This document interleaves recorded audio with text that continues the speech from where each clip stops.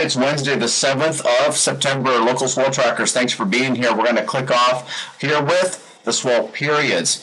These are going to be the swell trains produced by storms out there in the North Pack, and a regime change has taken place. That jet stream, a large upper air current, has dropped below the Aleutians here. We're sitting in your bottom right-hand corner. You can see some 11 to 13 second periods marching our way for Thursday's north-northwest swell. Let me show you. As it gets closer, bam, there it hits. And we are looking at that thing to be peaking easily 6 feet Thursday afternoon into Friday. There'll probably be a couple 7-footers. It will be just under, a couple feet under a high surf advisory level, or 15 feet crest to trough. We like to call those 8 feet local scale. So again, I know what you're looking at. You're seeing the 18-second forerunners of an additional swell event coming from the opposite direction. That's a south-southwest swell. We'll show you that one in a pinch. That one fills in on Friday. The 18-second forerunners of the south-southwester will hit Thursday night, be at least 3 to 4 feet Friday afternoon into Saturday.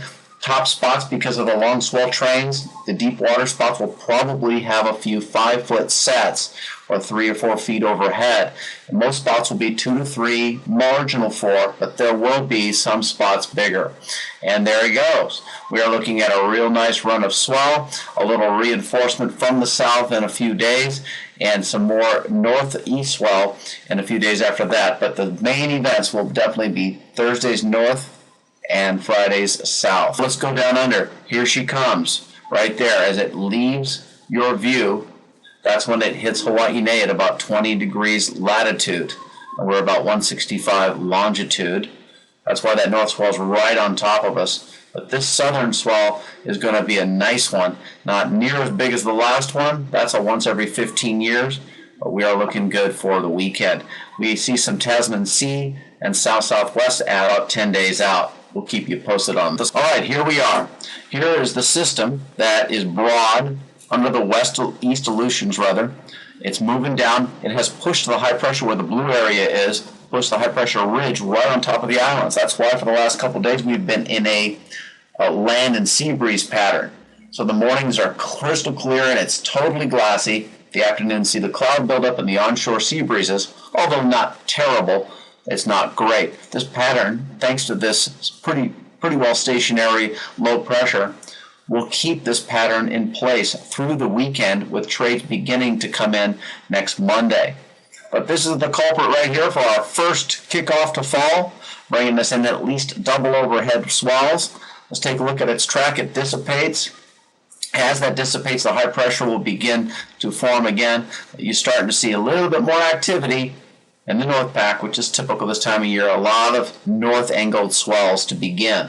And then we'll start seeing more northwest ground swells as they begin to form off of Japan. Okay, let's take a look down under. A storm that will bring in our Friday swell is no longer on the charts because it's 7 days old. We have another little pulse here for a few days after. We've got a Tasman Sea swell that's going to try to march up all the way. But the current system that we had a storm that tracked right up the east coast with a captured fetch. That means the storm and the fetch within it are traveling the same direction at about the same speed. And we saw a nice 1,000-mile long fetch. We are going to look at a long-lasting south-southwest swell again Friday, Saturday, and Sunday in the solid 4-foot category, and be stoked indeed as the early morning glass-off continues. Then we see some Tas Sea swell energy for southwest swell, hopefully around the 17th. You can mark your calendar there. Okay, the jet stream, you can see that meridional or equatorial bound flow right on the longitude of Hawaii. You can see the jet stream dropping down below the Aleutians, trying to fatten up, but it stays rather weak. This system that we're seeing right now will not be seeing any follow-up anytime soon. There's nothing significant on the models after this current north-northwest swell. The northern branch down under is the most significant dealio that we see, and that is not conducive to swell or us. What we like to see is that southern branch of the South Pac jet stream come up the east coast, as we always say, and it's no longer on the charts. As I said, it's a week old. Let's take a look at the surface charts. There's that low pressure bringing in our northwester. There's the high pressure that's been kind of moved out of the way. There's its trailing ridge right there. It's just north of Kauai, and that's why we have the calm winds.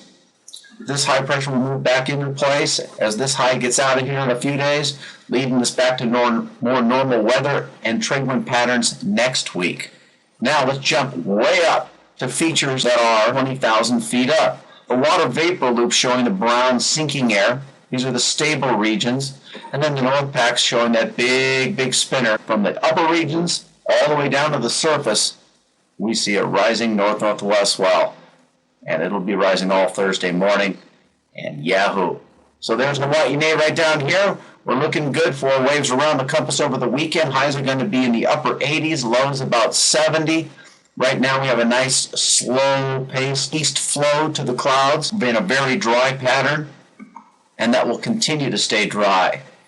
And that's the update. We'll see you out there in the lineup. Share, show the aloha. We'll have this next local swell tracker for you on Tuesday or Wednesday of next week.